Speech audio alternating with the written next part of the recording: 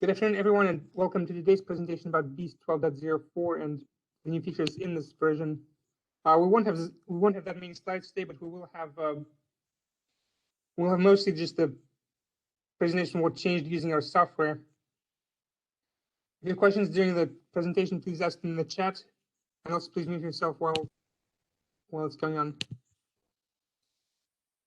So in Beest 12.04, in Emmet that we have for the new version of 8-year Surface that BP released this year,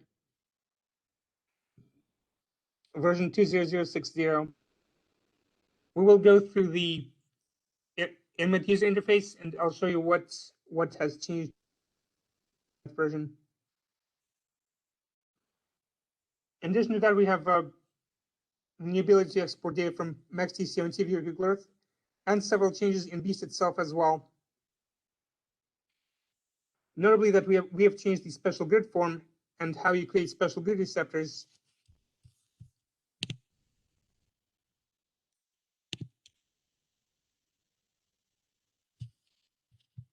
And we've also added an option for deleting receptors once you have created them, which I'll demonstrate as well.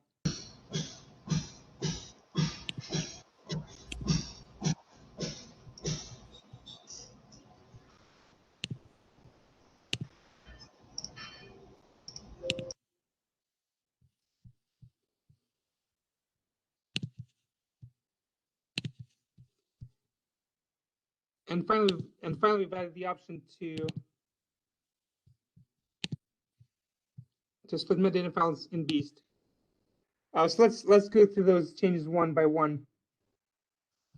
So first one is in our 8-year Met user interface, and what I have opened right now is an example input file for Met. And this file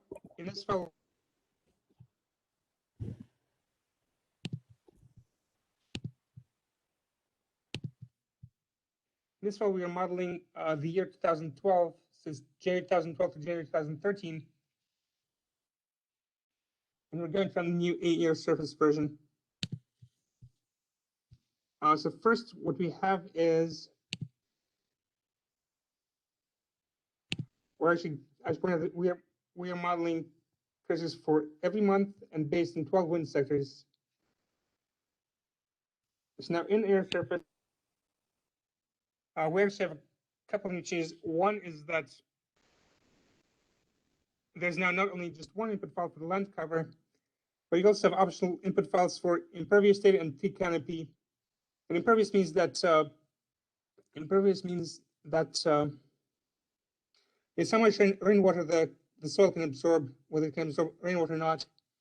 And tree canopy is how much of the area that we're modeling. So first, we'll go ahead and go through the process of downloading the new input files for the surface.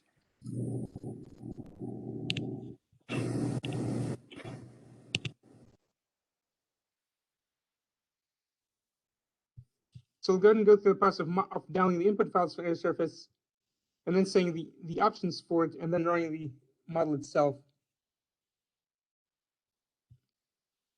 So now we have this new form called input files for. And actually, what we can do is go to the download website that has provided. So we click on download files.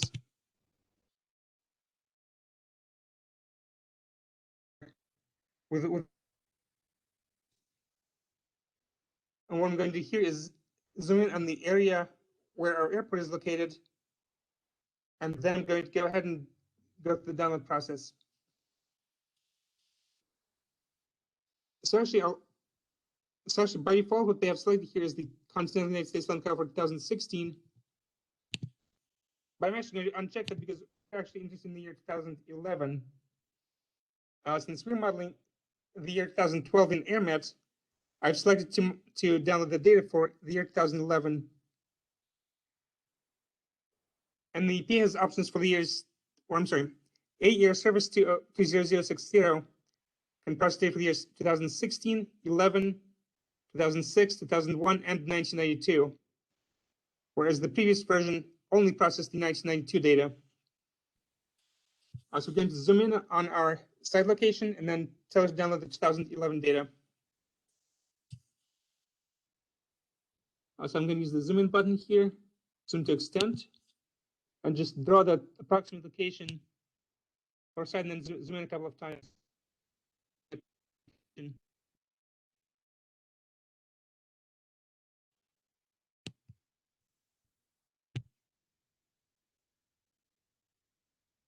And it is actually near Asheville, North Carolina. So let me zoom in one more time.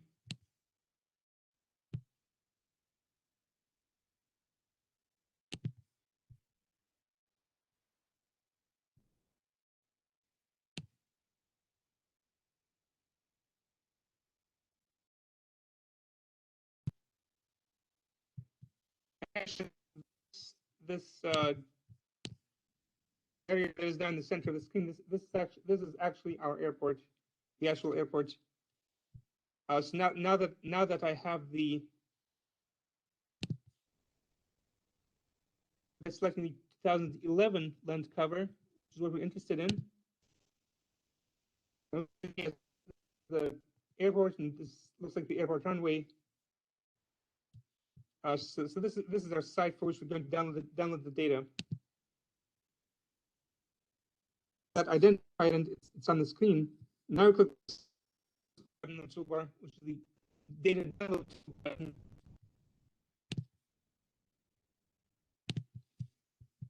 And once I do that, I'm going to draw I'm going to draw a square on the map for where we're going to download data.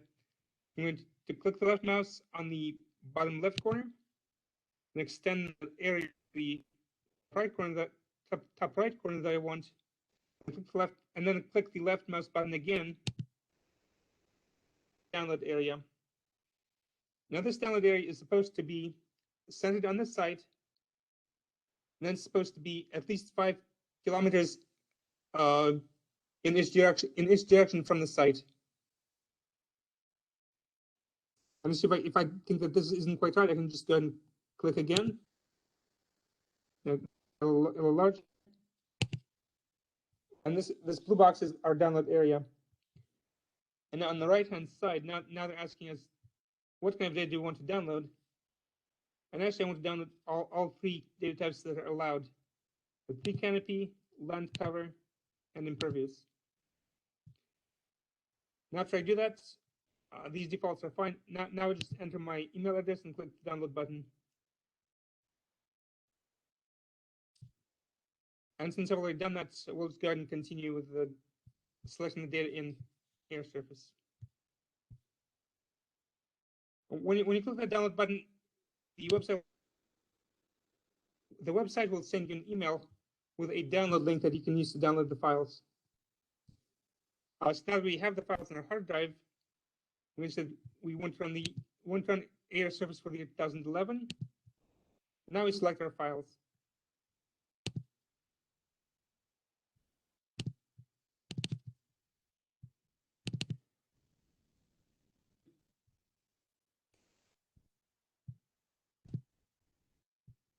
Now that downloaded the data, first download data for all available years in 2001, 2006, 11, and 16.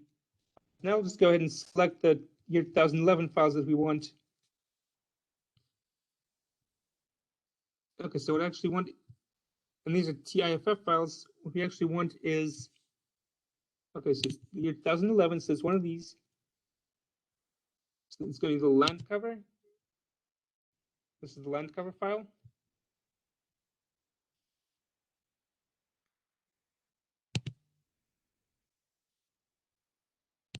Okay.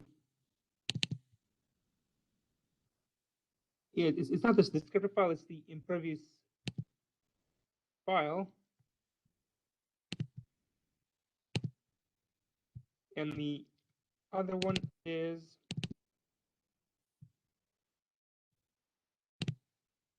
and also as a reminder, if you have questions, you can ask them in the chat window.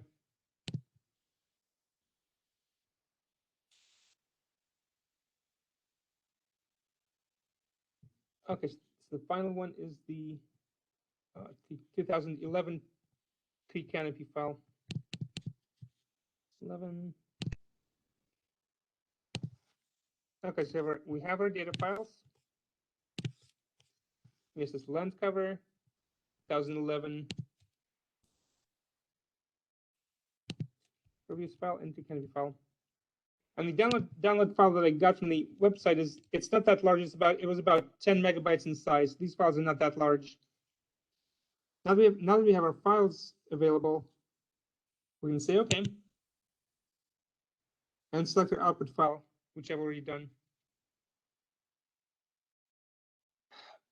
Now the other options on the screen are the same as in the previous version, but now there's actually another option that's new in version 2.0060.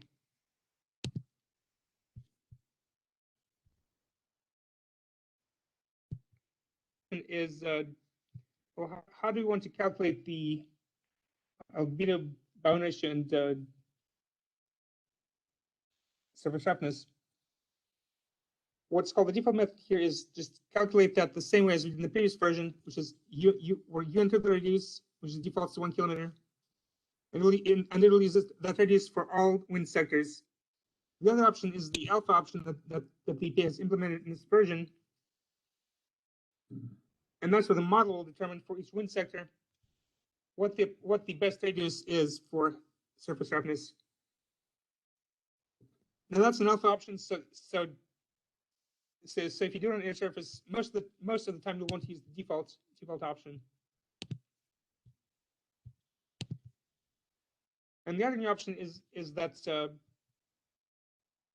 in the past, well, actually,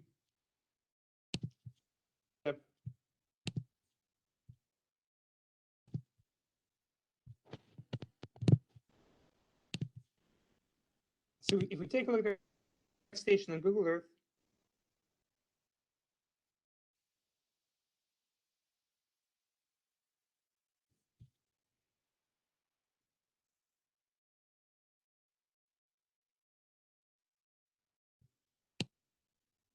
okay, so if we go back to your Met station on Google Earth, here's our station, here are wind sectors, and in previous versions of Surface, you had to say that all of those wind sectors are located in their or those are. And wind sectors are defined clockwise from north here, which is sector 1, 2, 3, and so on. But in this version of air surface, you can actually tell that some of your wind sectors are not located in an airport, or I should say that the predominant land use area for those sectors is not at an airport. So this new version allows us to say, for example, that going from south to north, that everything east to it is an airport. And let's say these two wind sectors are not an airport, and the remaining sectors are an airport. In the past, you didn't have that option. You just had to say that all of the wind sectors were at an airport or none of them. Now you have the flexibility to say on a sector by sector basis, which sectors, are at an airport and which ones are not. But in this example, I'll go ahead and just say that they're all at the airport. So how you specify that is that in this window. Okay, so you'd click the selected option, and you can use checkboxes to say that some of your sectors, these are not at the airport, and the other sectors are there. Now, for this example, we'll just go ahead and say that everything's at the airport. But the new version does give you that flexibility, whereas before it didn't have it. You said the option all or none.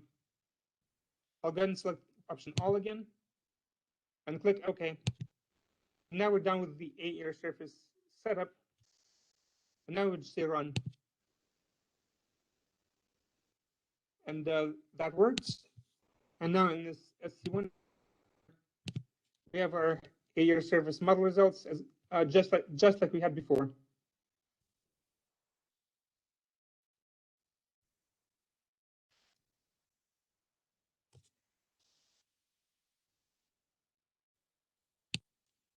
So again, what's new is that now you have 3 input files instead of 1 they had before.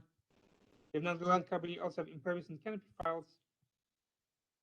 And you have additions here about which method you want to use for the calculations, and also about the airport wind sectors.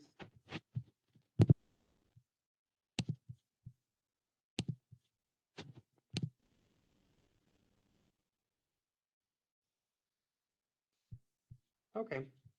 Now the next of the options concerns receptors, creating receptor grids and then deleting receptors as well. Let's go ahead and go to our Beast suite, and here I have an example defined, but we haven't yet added any new receptors. So now if we go to, okay, actually, before we move on, there was a question in the chat, which was, can we turn off the seasons and sectors?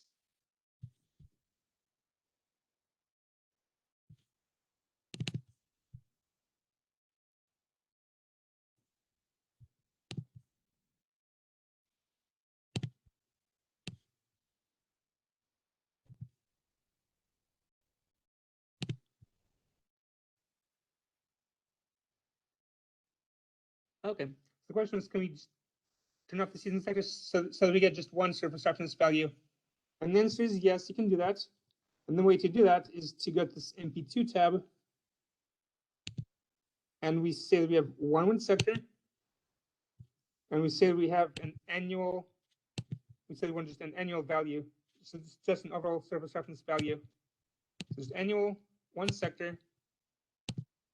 And then if you run 8-year surface again with the same options, now when we go back to our 8-year surface results, now we do have just one value there. So the answer to that is yes.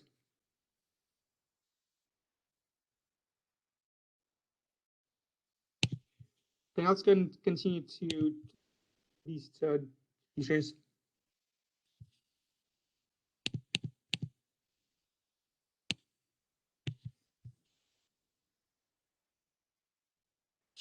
All right, so now we have a fence line defined, and now we're going to go to receptor options and special grid. Now, in the past, you had an option here to use the distance method or corner method. We don't have those anymore. What we have now we have the fence line following grids, which will be in this, which will be in the shape of a fence line. And then we also have corner grids as we did before.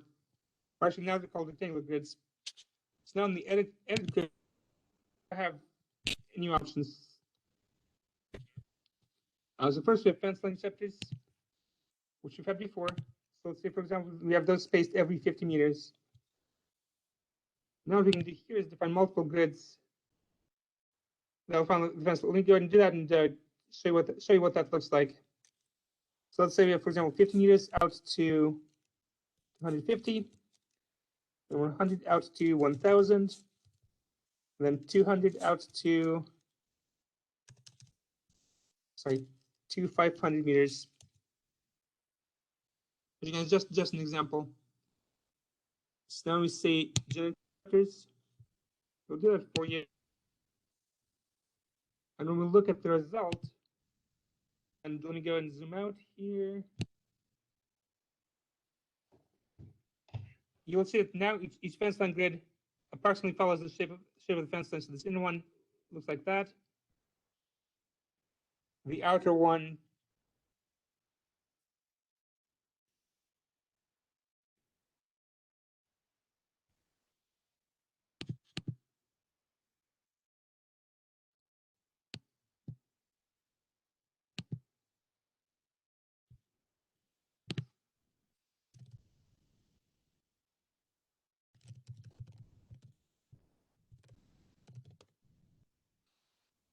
okay. So let's go ahead and go over. Let's go ahead and go over that again. So we have defined three grids. one that's spaced 50 meters, 100, and 200. They also extend out to 250 meters, 1,000, and 2,500. So when we do that,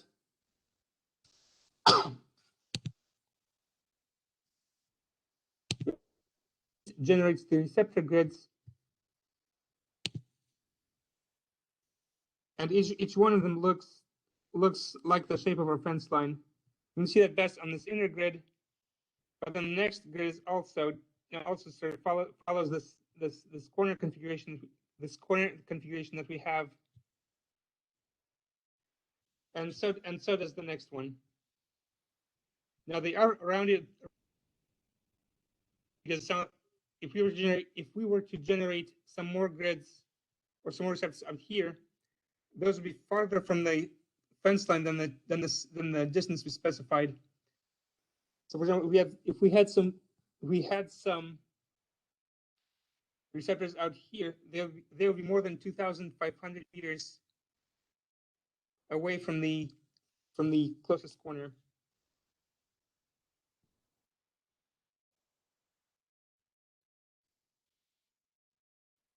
So in the past, you only had one grid that was following the fence line, and then the rest were rectangular grids.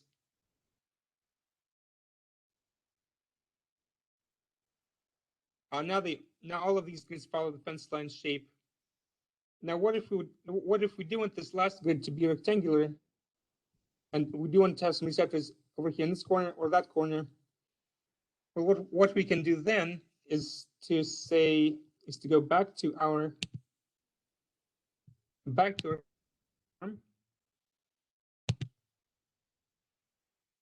and we can define an additional rectangular grid that will fill in those missing receptors.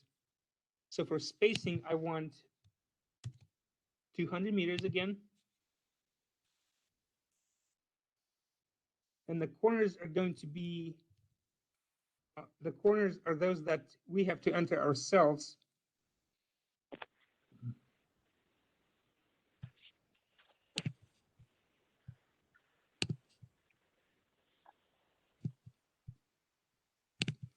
But Beest provides a hint to us up here as to the fence line extents, as to the locations we can use to figure out the corners. Beast doesn't currently fill in the southwest and northeast corners. We have to do that ourselves. But if this is 2,500 meters, we can just subtract that value from the southwest corner and add it to the northeast corner to get our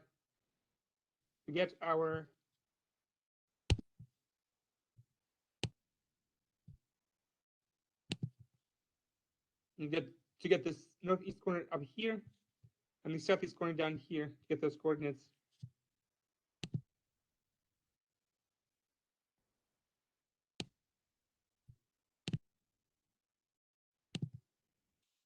Okay, so the south and west values are going to be the values in the extents minus 2,500, which is our distance.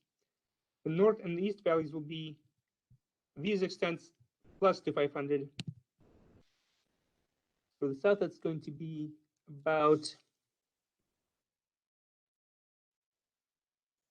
921,038. The north is going to be 938,118. For the west, it's 359,425. No, subtract here. 356,425. No, 355,425.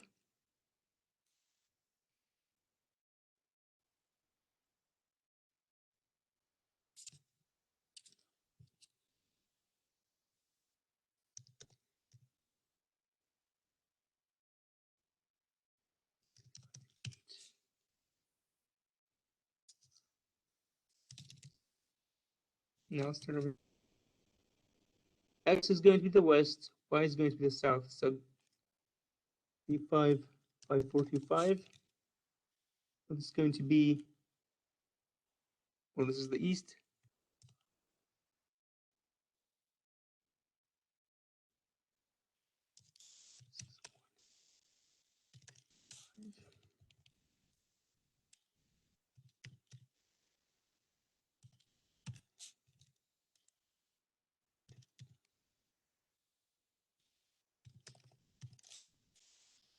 Oh, it's now that we have our corners. When we say generate receptor again, and we take a look at our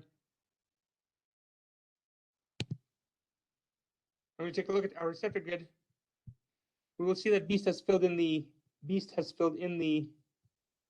receptor in these corners over here and over here.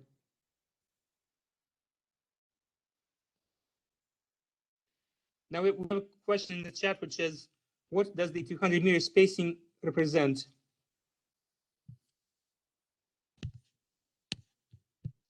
That is the spacing between each receptor. So it's the distance between each receptor.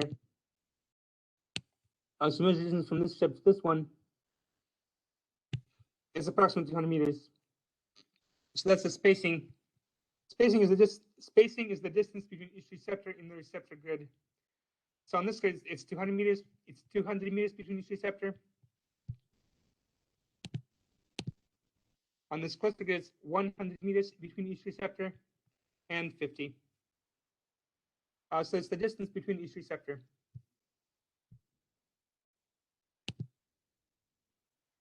So those are the options for our receptor grids.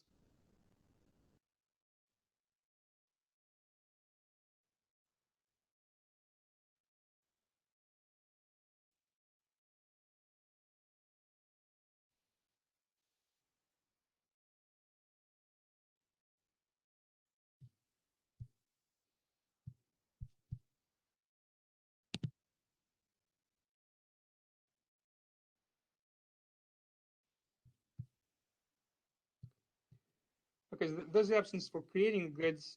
We also have a new option for deleting receptors once you do have a grid.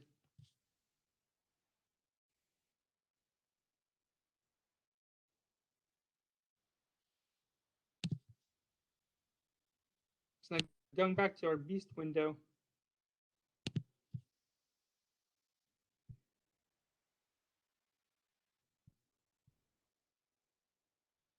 Let's say we only need receptors. Let's say for example, we only need receptors that are fairly close to our fence line. We don't need all these receptors out here. Then in the past, we had the option to say, in previous versions of Beast, we had the option to select a rectangular area, then tell Beast to do receptors within that area, which is this first option. Now delete selected receptors. So if I click OK, it's going to do the receptors within that area. But if I only want to keep, let's say, this closest receptor grid, I need to go around my receptor grid and do that multiple times, and then delete the receptors every time. Now we have a new option in Beest 12.04, which is to select the receptors I want to keep and delete the ones outside the box.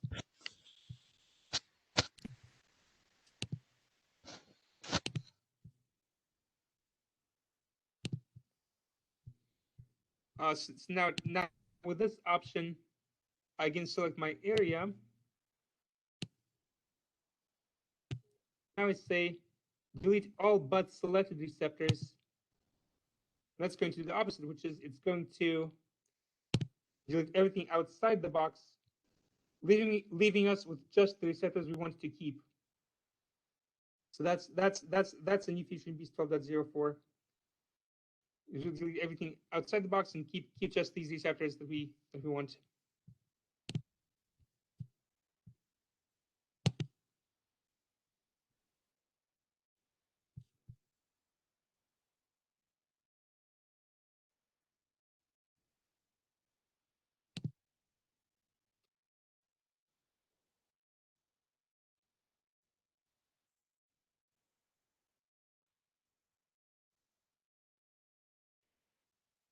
Okay, our next new feature concerns the metadata files. In Met Options, select either 1 year or 5 year metadata files. So in this example, I will go ahead and select the 5 year metadata file. And then what we can do now in Beest 12.04 is select that same file on the right hand side and say split.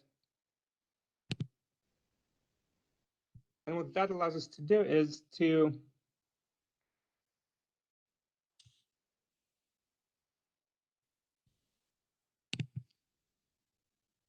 if we didn't have these 1 year metadata files already, Beast will from the 5 year metadata file, and I can files as well.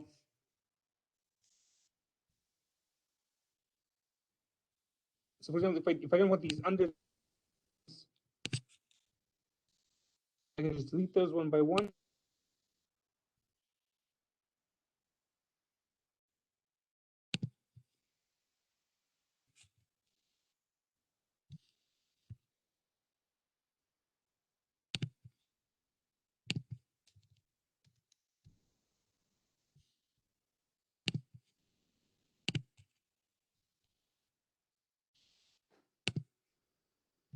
And now I see a warning from Beast that some of these files already exist, so they'll be written. I'm going to go ahead and say cancel because I don't want to overwrite our existing files.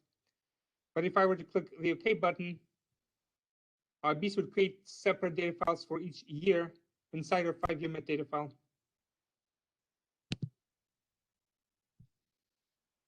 And again, to enable this button, you'd have to add the file to the right-hand side of our Met files list, and then select it over here, and then say split.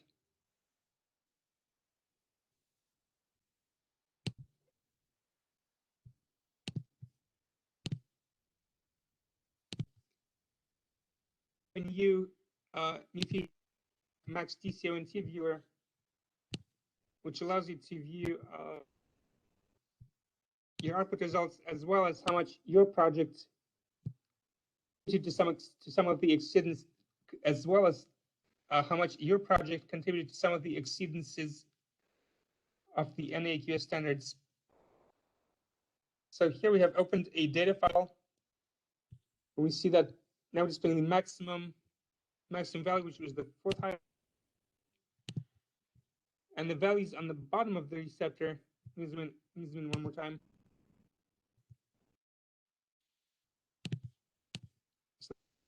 So these are the receptors with some the receptors you see here are the references. What Beast is showing to us is that this is their fourth highest value, and the value from all of our sources are these concentrations here: 200, 353, and so on. We can also select various source groups on the bottom, such as the sources in our project. It'll display the corresponding concentrations from our project sources.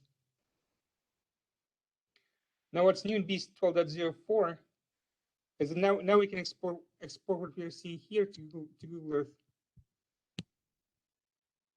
To do that, I would click this new Google Earth menu and say display group values. It's going to ask me to enter the zone, which is zone 17 for our project.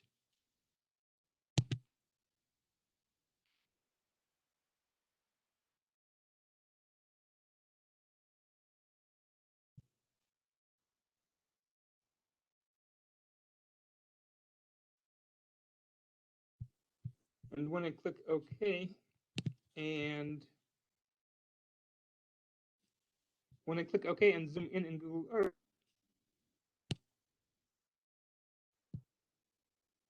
reported our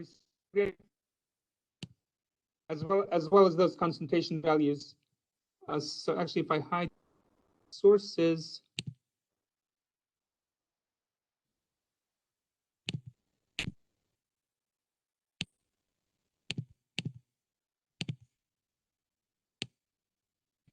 behind these sources in Google Earth, this will be a little bit easier to see that we have our fence line.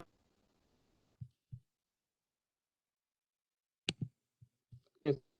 our receptor grid, and these are the in the viewer.